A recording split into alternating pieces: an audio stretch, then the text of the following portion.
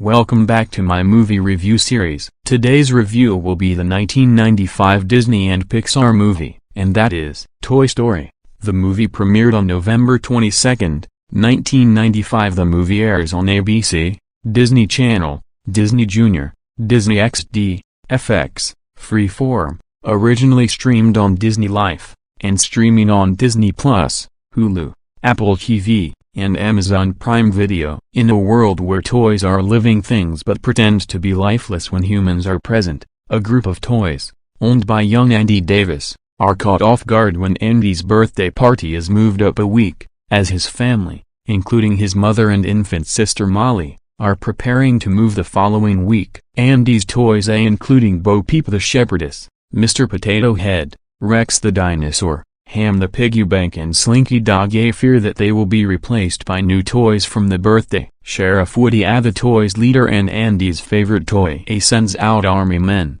led by Sarge, to spy on the party and report the gift results to the others with baby monitors. The toys are relieved when the party appears to end with none of them being replaced by new toys, but then Andy receives a surprise gift, a Buzz Lightyear action figure, who thinks that he is a real space ranger. Buzz impresses the other toys with his various features, and Andy begins to favor him, making Woody feel outcast, compared to the newer, sleeker, more advanced Buzz. As Andy prepares for a family outing at a restaurant called Pizza Planet, his mother allows him to bring one toy. Fearing that Andy will choose Buzz, Woody attempts to trap him behind a desk, but ends up accidentally knocking him out of a window. The other toys rebel against Woody, condemning him for stranding Buzz out of jealousy. Before they can exact revenge, Andy takes Woody and leaves for Pizza Planet. When the family stops for gas, Woody finds that Buzz has hitched a ride on their van. A fight breaks out which causes the two to fall out of the van and the family leaves without them. They manage to make their way to the restaurant by stowing away on a pizza delivery truck. Buzz gets them stuck in a crane game full of alien toys,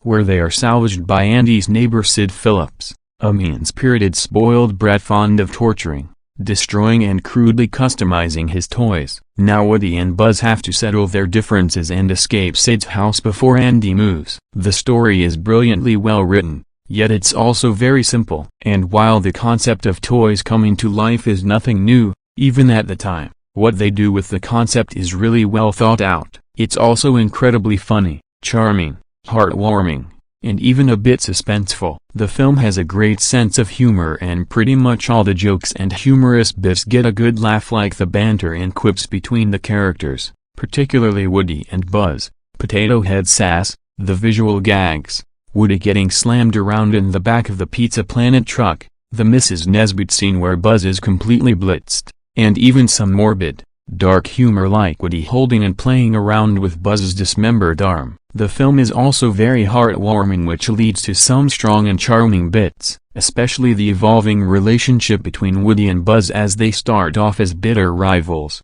but as they try to get their way back home, they do start to form a strong friendship. There's also a decent amount of intriguing suspense, as showcased in moments like the claw machine scene, Woody and Buzz evading Scud in Sid's house, Sid getting his comeuppance, and the climax where Woody and Buzz try to get to the moving truck, while evading Scud one last time. The animation is absolutely groundbreaking. Seeing how this was the first computer-animated feature film, they did a fantastic job with what they had at the time. The characters all have very solid designs and fluid movements. The backdrops and settings are well detailed and crafted, and there are some great effects like the lighting. If there is one issue with the animation, it would be that it does show its age, as this is a film from 1995. While the toys look fantastic, the human characters and Scud do look pretty weird and awkward. The characters are all incredibly lovable, are very funny, and have solid banter and chemistry. Woody is an incredibly lovable protagonist as he's a kind and great leader to the other toys,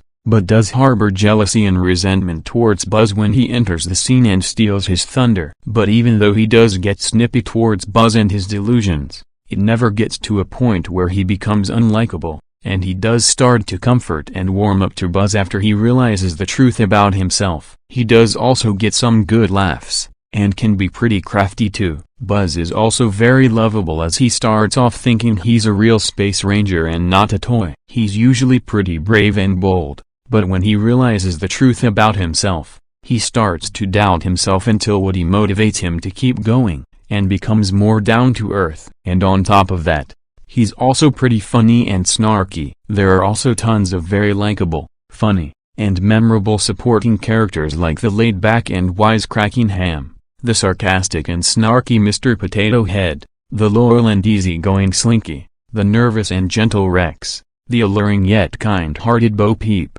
the brave and stealthy Sarge, Sid's vicious and relentless dog Scud, Sid's toy monstrosities who wind up helping Woody and Buzz, and the toy's wide-eyed owner Randy. Sid is a pretty interesting antagonist, as even though he's an absolute terror to the toys, and a bit of a bully to his younger sister Molly, he is just playing with toys, just in his own twisted way. He is definitely a love-to-hate character, but to be brutally honest, you either knew a kid like him, or at some point was like him. The voice acting is absolutely spot on and gives us many amazing performances like Tom Hanks as Woody, Tim Allen as Buzz, Don Rickles as Potato Head, Jim Varney as Slinky, Wallace Shawn as Rex, Annie Potts as Bo, John Ratzenberger as Ham, R.